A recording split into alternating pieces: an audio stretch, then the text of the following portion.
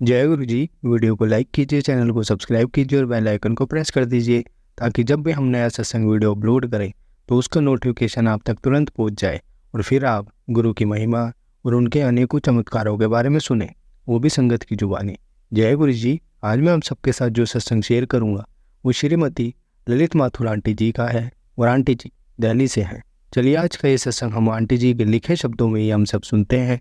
बहुत ही सुंदर और अद्भुत सत्संग शेयर करा है आंटी जी ने। जैसा आंटी जी ने सत्संग शेयर करा है वैसा ही आप सबके साथ इस सत्संग के माध्यम से आज मैं साझा करूंगा। इसलिए आप सभी संगत सत्संग के अंत तक बने रहना, उस सत्संग को बहुत ध्यान से सुनना, उस सत्संग को बीच में ना छोड़ें, क्योंकि सत्संग सुनने वाले का भी कल्याण होता है और सत्संग करने वाले का भी। और हो सकता है जो आप आज सत्संग सुने उससे आपको भी अपने कई सवालों के जवाब मिल जाए। चलिए सत्संग शुरू करते हैं। जय गुरु जी। गुरु जी के कमल चरणों में मेरा सादर नमन।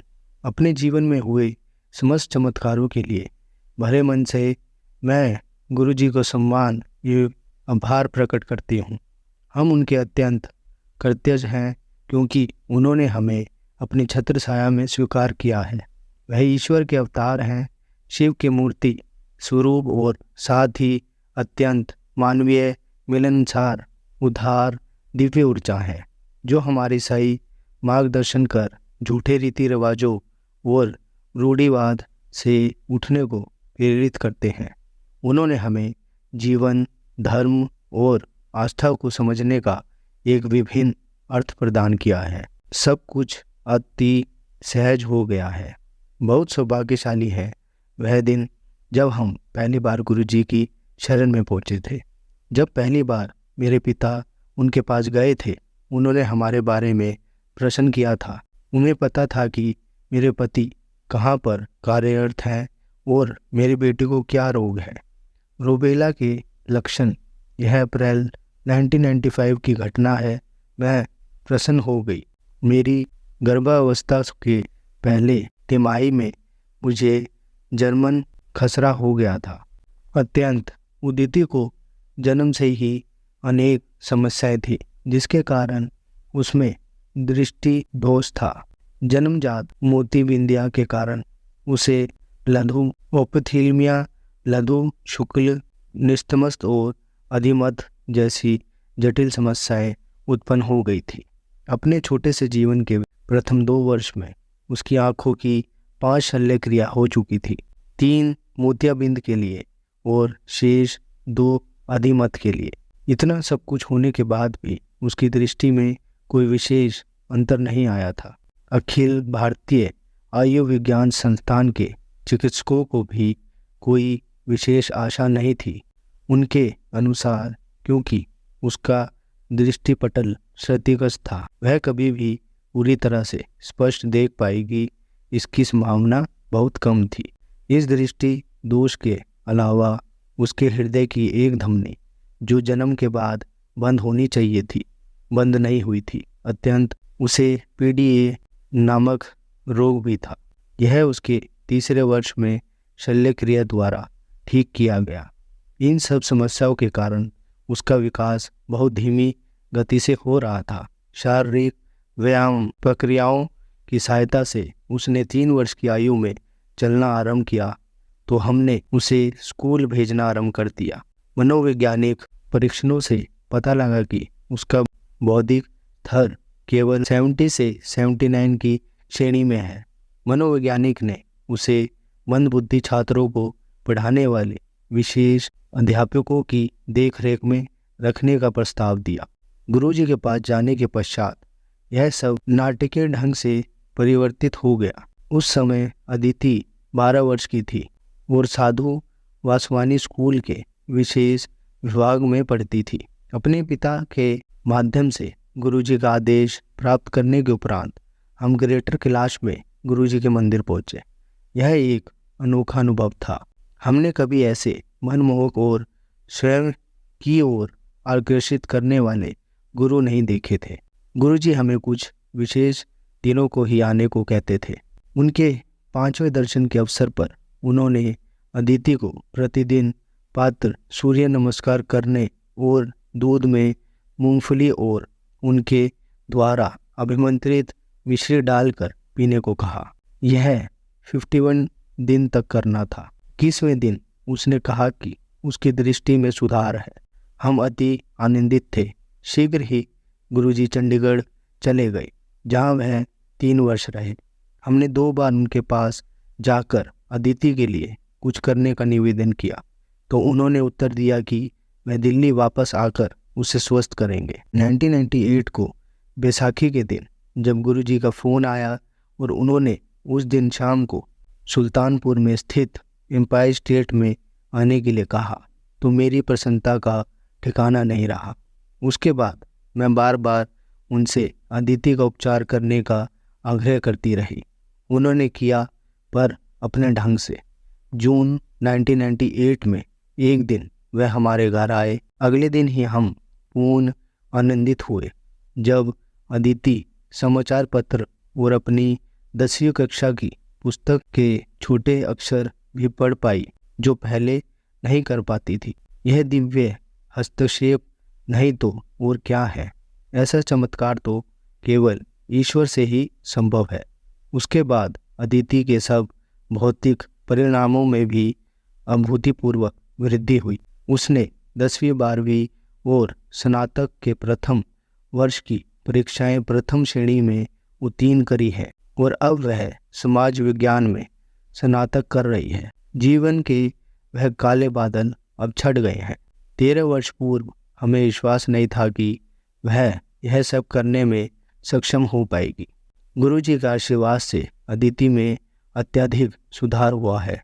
न केवल उसकी दृष्टि दोनों दूर और निकट की बहुत अच्छी हो गई है, उसकी स्मरण शक्ति भी बहुत उन्नत हुई है। पिछले वर्ष 2007 जब उसका दृष्टि परीक्षण हुआ तो वह एक और प्रकृति पढ़ पाई थी। अदिति जब एक आत्मविश्वासी किशोरी है, मेरे लिए उसका क्या अर्थ है। उसके भविष्य की चिंता छोड़कर मुझे विश्वास हो गया है कि गुरुजी उसका ध्यान रखेंगे। मुझे अब शांति प्राप्त हो गई है और मैंने संसार से प्रश्न करना छोड़ दिया है। मैं क्यों, मेरी प्रथम संतान के साथ ही ऐसा क्यों हुआ। गुरुजी ने न केवल हमारे जीवन परिवर्तित कर दिया है, उन्होंने हमें साहस और शक्ति से जीवन की समस्याओं का समाधान करना सिखाया है। उनमें आस्था होने के कारण हमें विश्वास है कि उनकी छत्र छाया हमारे ऊपर बनी हुई है और कुछ प्रतिकूल नहीं हो सकता है।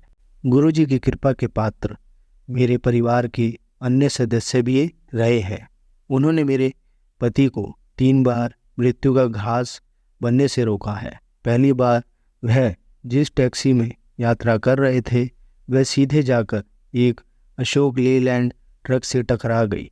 उसकी अवस्था इतनी विकृत हो गई थी कि देखने वालों ने सोचा कि कोई भी यात्री जीवित नहीं बचा होगा। दुर्घटना से कुछ ही पल पूर्व उन्हें झपकी आ गई थी, फिर भी उनको केवल बोहो, ठोडी और एक दांत पर थोड़ी सी चोट आई और वह बच गए।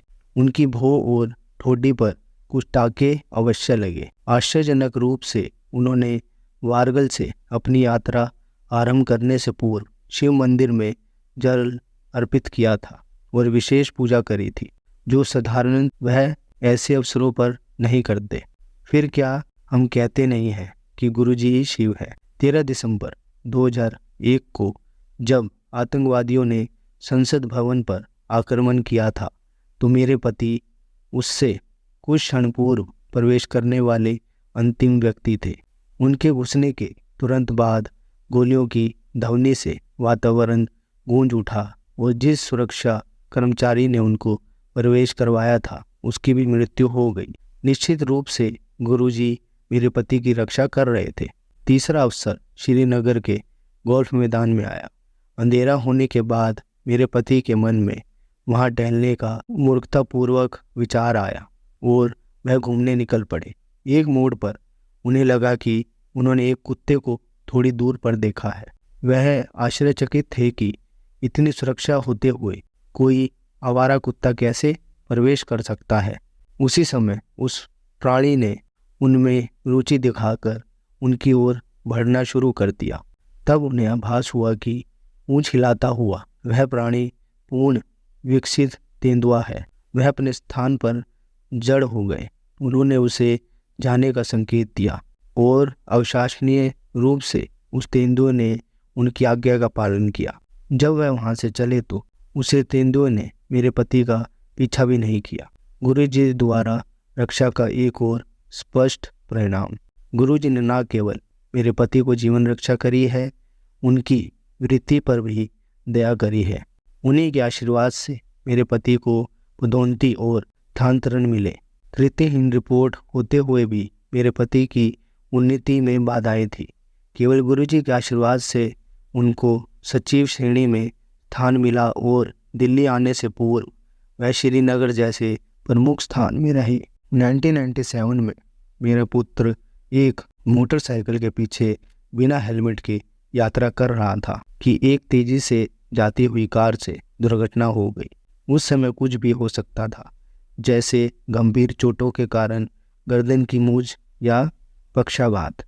चमत्कार से वह थोड़ी सी चोटों के साथ बच गया। जब स्वस्थ होकर मेरा बेटा गुरुजी के पास गया तो उन्होंने उसे बताया कि उन्होंने उसकी जीवन रक्षा करी थी। मुझे भी गुरुजी ने अपने स्नेह से वंचित नहीं रखा है। 20 वर्ष से मुझे अस्थमा के दौरे पड़ते रहे थे और मैं अक्सर स्टेरॉइड की गोलियां खाती थी। मैंने सदा गुरुजी से अपने बच्चों के लिए आशीष मांगा था, पर अपनी समस्याएं उनके सम्मुख कभी प्रकट नहीं करी थी। 3 वर्ष पूर्व मुझे अचानक भास हुआ कि मेरा श्वास रोग समाप्त हो गया है। गुरुजी ने बताया कि उन्होंने मुझे स्टेरॉइड से मुक्त कर दिया है, जो सत्य है, क्योंकि उसके बाद मुझे कभी उनकी आवश्यकता ही नहीं पड़ी है। 3 ग्रीष्म तत्वों से मुझे हल्का ज्वर रहने लगा था, जो 6 मास तक रहता था और मुझे शक्तिहीन कर देता था। रक्त परीक्षण कैंसर या तपेदिक की ओर संकेत दे रहे थे। चिकित्सकों ने अन्य उनके परीक्षण करवाने को कहा था। मेरे पति ने मेरी समस्या का उल्लेख गुरुजी से किया तो उन्होंने प्रतिदिन अभिमंत्रित पान के पत्ते सिर के नीचे रखकर सोने को कहा। कुछ ही दिन में मेरा ज्वर कभी वापस नहीं आने के लिए विलीन हो गया। अपने परिवार पर गुरुजी की दया दृष्टि का मैं लगातार वर्णन कर सकती हूँ। उन्होंने मेरे माता और पिता को कैंसर से मुक्त किया है। मेरे पिता उनके पास 1995 में अपनी कैंसर की शल्य क्रिया के पश्चात गए थे। उसके बाद उन्हें कभी यह रोग नहीं हुआ। यद्यपि परिवार में उसकी अनेक दुखद घटनाएं हुई हैं। मेरी माँ को उनकी शल्य क्रिया के पश्चात कभी कीमोथेरेपी की आवश्यकता नहीं पड़ी। शल्य क्रिया की पूरी अवधि में उन्हें लगा कि गुरुजी ने उनका हाथ पकड़ा हुआ है। गुरुजी के दर्शन के समय उन्होंने उन्हें एक गुलाबी और स्वर्ण रंग की साड़ी भी दी। गुरुजी ने अक्सर हमें स्वप्न में दर्शन दिए हैं। एक बार मेरे पुत्र आशुतोष को स्वप्न आया कि गुरुजी के दर्शन करते हुए उन्होंने अपने साथ बड़े मंदिर में चलने के लिए कहा। जब किसी कारणवश गुरुजी वहां नहीं गए तो हम वापस घर आ गए। गुरुजी ने आशुतोष से उसके फ़ोन पर बात करके प्रश्न किया कि हम बड़े मंदिर क्यों नहीं गए। फिर उन्होंने कहा कि वह उसे कुछ दिखाएंगे। उसके बाद जो हुआ वह दिव्य दर्शन है। उसने हमारे प्रांगण में अपने से दूर जाती एक अव्यय आकृति देखी। जानने को उत्सुक कि वह कौन है, उसे शिव की जटाएं और त्रिशूल दिखाई दिए। फिर वह आकृति उसकी ओर मुड़ी। फिर शिवजी ने पहले हनुमान और उसके बाद गणेश के रूप धारण कर लिए। हमारे पुत्र को वास्तव में आशीष प्राप्त हुआ है। गुरुजी ने जो कुछ भी हमारे लिए किया है उसके लिए मैं उनका आभार और कृतज्ञता प्रकट करने में असमर्थ हूँ।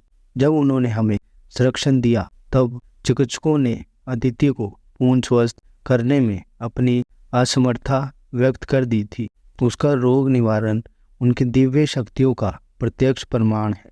शब्द गुरुजी की महानता व्यक्त नहीं कर सकते। उन्होंने हमारा जीवन परिवर्तित कर दिया है, आस्था से ऊर्जा और स्फूर्ति प्रदान करी है, हमें वातावरण के प्रति अधिक सहनशील बनाया है, स्थितियों को स्वीकार करना सिखाया है और हमें साहस और शक्ति का समावेश किया है। वह छप्पड़ फाड़ कर देते हैं, बदले में मात्र पूर्ण निर्णयवाद आस्था की आशा करते हैं।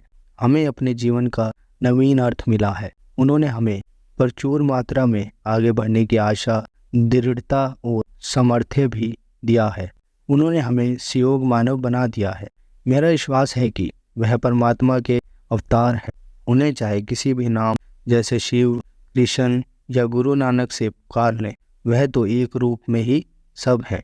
हमारे जीवन के सब चमत्कार दिव्य शक्ति से ही संभव थे। मैं सदा उनकी शरण में रहने की विनती करती हूँ। वह अनुयायी धन्य है जो बिना किसी इच्छा से उनकी सेवा करते हैं। उनके परिवार में, उनकी छत्र छाया में सब एक समान है। वह सबको अनुभव, सुख और दुख बंटवाकर जैसा एक परिवार में सदा होता रहता है, सच्ची नम्रता और दीनता का पाठ देते हैं। वास्तव में हम उन्हें इस विशाल ब्रह्मांड में मानव ब्रह्म के रूप में देखते हैं। गुरुजी के बारे में इतना कुछ कहना अभी भी शेष है। मुझे अपना स्थान दिखाने की उनकी अनोखी शैली, मंगा ना कर या यूं ही तुरती फिरती है पंडितों के कोल से लेकर उनकी रहस्यमय मधुर दिव्य मुस्कान, या फिर घर में अचानक वह सुगंध जो उनकी प्रत्यक्ष उपस्थिति की ओर संकेत देती है। फिर वह ओम जो अचानक ही पहले घर में उनके सब कैलेंडरों पर प्रकट हुए और उसके पश्चात घर के पूरे फर्श पर सैकड़ों की संख्या में छपे हुए दिखाई दिए कि समझ नहीं आ रहा था कि चलते हुए कहाँ पांव रखें। जब मैंने उनसे इसका उल्लेख किया तो वह बोले, देख दी चल। फिर एक बार उनके द्वारा अभिमंत्रित ताम लोटे का जल का स्वाद उसी अमृत सा हो गया था जो उन्होंने उससे पूर्व चखाया था।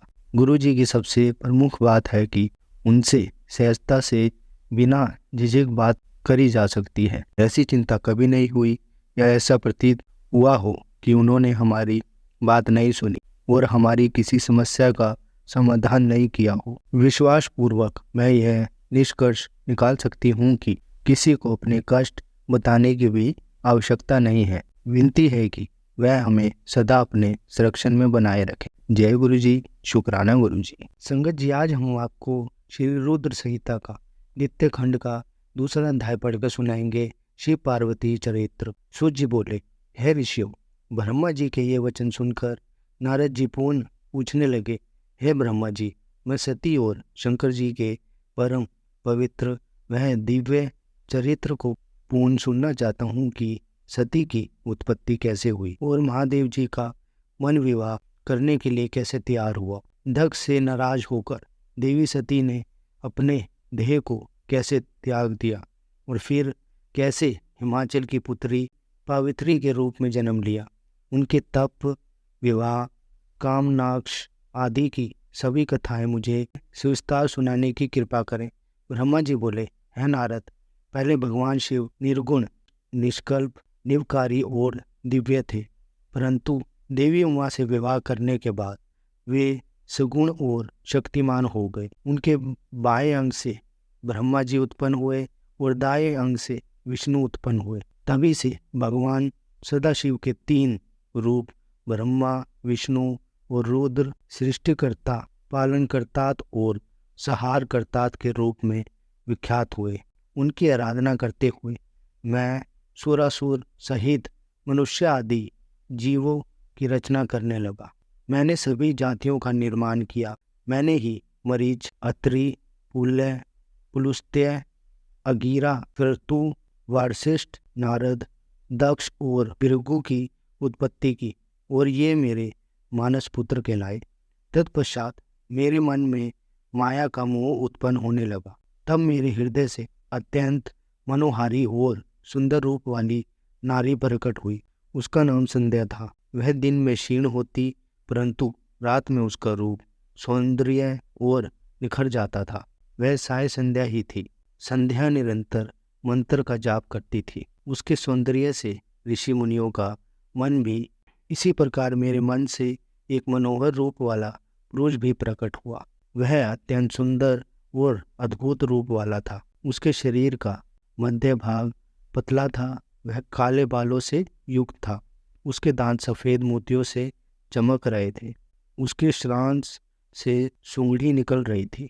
उसकी चाल मदमस्त हाथी के समान थी। उसकी आंखें कमल के समान थी। उसके अंगों में लगे केसर की सुगंध नासिका को तृप्त कर रही थी। तभी उस रूपवान पुरुष ने विनयपूर्वक अपने सिर को मुझ ब्रह्मा के सामने झुकाकर मुझे प्रणाम किया और मेरी बहुत स्तुति की। वह पुरुष बोला, ब्रह्मा जी, आप अत्यंत शक्तिशाली हैं। आपने ही मेरी उत्पत्ति की है। प्रभु मुझ पर कृपा करें और मेरे योग्य काम मुझे बताएं, ताकि मैं आपकी आज्ञा से उस कार्य को पूरा कर सकूं। ब्रह्मा जी ने कहा, है वृद्ध पुरुष, तुम सनातनी सृष्टि उत्पन्न करो। तुम अपने इसी स्वरूप में फूल के 5 बाणों से स्त्रियों और पुरुषों को मोहित करो। इस चराचर जगत में कोई भी जीव तुम्हारा तिरस्कार नहीं कर पाएगा। तुम छिपकर प्राणियों के हृदय में प्रवेश करके सुख का हेतु बनकर सृष्टि का सनातन कार्य आगे बढ़ाओगे। तुम्हारे पुष्प में बाण समस्त प्राणियों को भेद कर उन्हें मदमस्त करेंगे। आज से तुम पुष्प बाण नाम से जाने जाओ। इसी प्रकार तुम सृष्टि के पर्व तर्क के रूप में जाने जाओगे। संगत जी, कल हम आपको श्री रुद्र संहिता का द्वितीय खंड का 3रा अध्याय पढ़कर सुनाएंगे। जय गुरु जी, शुक्राना गुरु जी। संगत जी, अगर आपको आज का सत्संग अच्छा लगा हो तो आप इस सत्संग को और संगत के साथ जरूर साझा करें, जिससे वो भी महाराज का दिव्य आशीर्वाद प्राप्त कर पाएं। जय गुरु जी, शुक्राना गुरु जी।